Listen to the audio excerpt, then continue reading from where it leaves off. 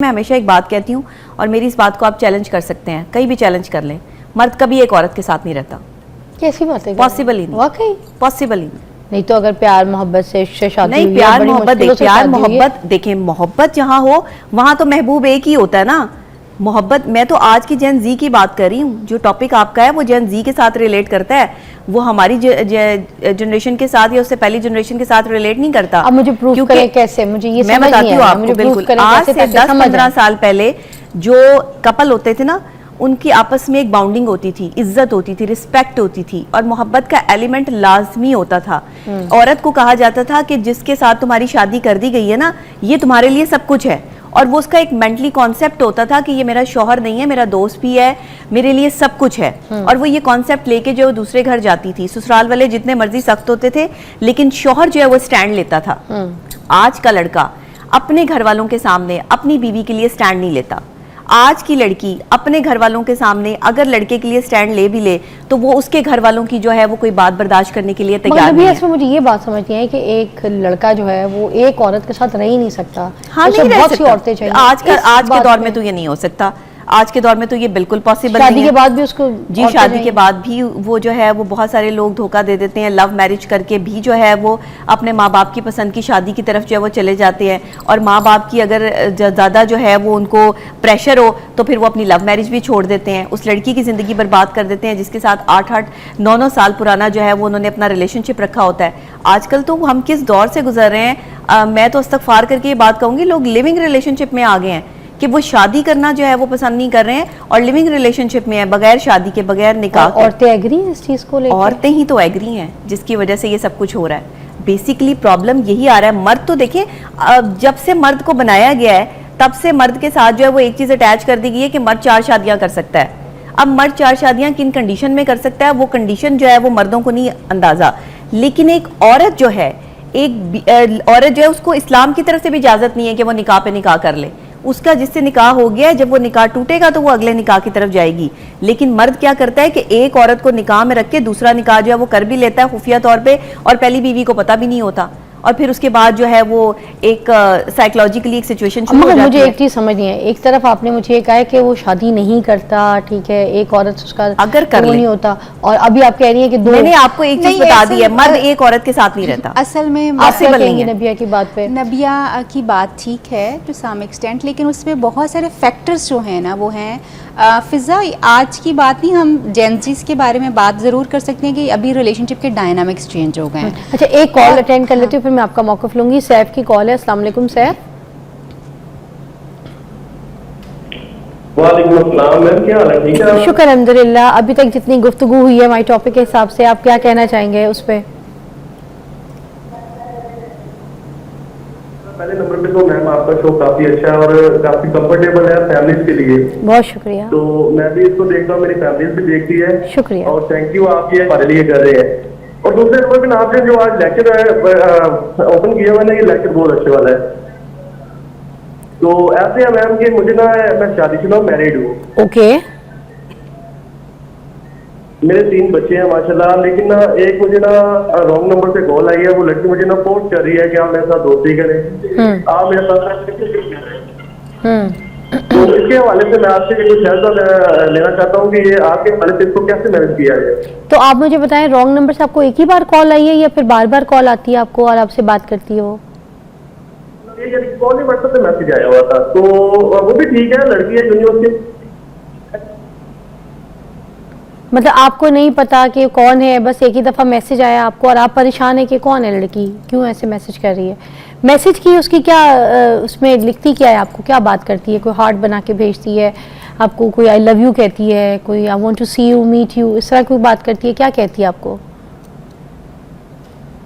आपकी शायद आवाज़ नहीं आई, कॉल कट गई। मगर मैं भी हैरान हूँ कि एक दफ़ा मैसेज करने से इतनी परेशानी वाली कोई बात तो नहीं बनती। आप वैसे भी शादीशुदा हैं तो आप के 3 बच्चे भी हैं, वो ब्लॉक कर दें।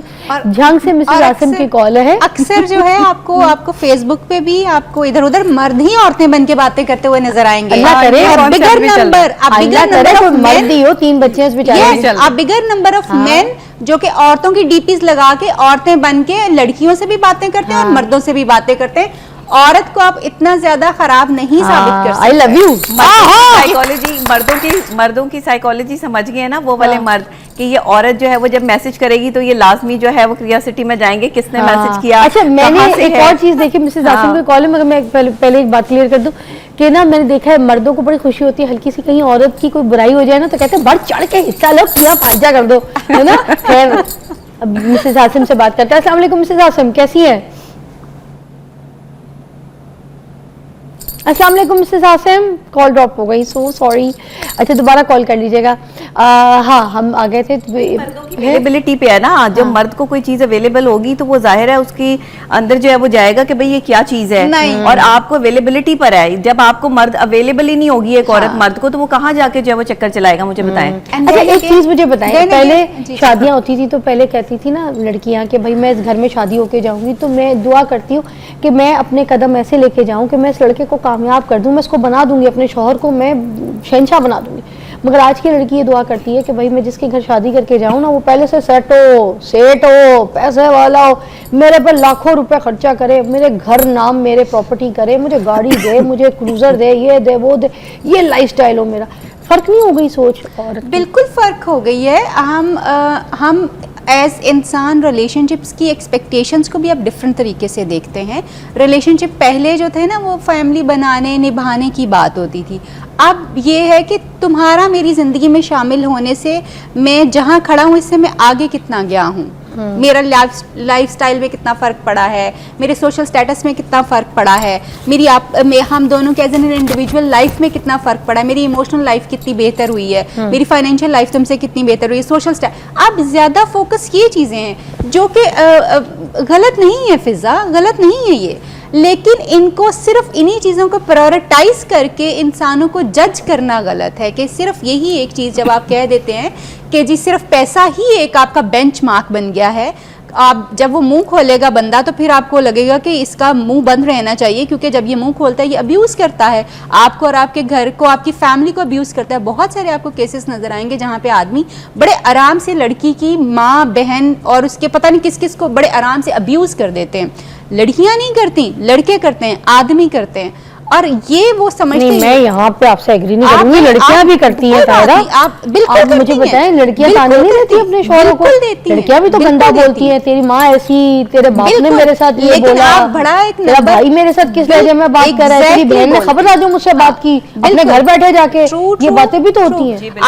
आई बिल्कुल एग्री विद यू कि ये बिल्कुल होता है, मगर आप ये देखें कि औरतें किसी भी तरह से आदमियों की बहनों को गालियां नहीं निकालती।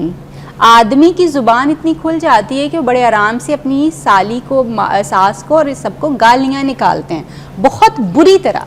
और फिर सब ये शुरू आदमी से ही होती हैं चीज़ें। ये नहीं होता कि जी औरत आती है और फटाफट वो तो अभी अपनी ये स्ट्रगल सेट करने की कोशिश कर रही है कि मैंने आपके घर में सेटल डाउन होना है। जो आप बात करी ना कि पहले औरतें जो हैं उनके चीज़ें डिफरेंट होती थी, तब फैमिली ज़्यादा फोकस होती थी, अब सोशल और फाइनेंशियल स्टेटस ज़्यादा फोकस है। अच्छा पॉइंट में भी यहाँ पर जो है वो दे देती हूँ। मैं डॉक्टर साहब बात कर रही थी, देखिए सिचुएशन ये है कि एक मर्द से ही बदतमीजी औरत ने सीखी है, इसमें कोई दो राय नहीं है। मैं इनकी बात से इत्तेफाक करती हूँ, बदतमीजी निकली ही वहीं से है। देखिए औरत इश्क जो है ना वो कभी भी हुस्न से नहीं करती, मर्द के हुस्न से औरत ने कभी इश्क नहीं किया, कभी मोहब्बत नहीं की।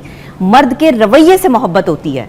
बेसिकली मर्द का लहजा, उसका रवैया, उसका सोचने का अंदाज, उसका एक औरत को ट्रीट करने का अंदाज ये बताता है कि एक औरत उससे कितनी मोहब्बत करती है।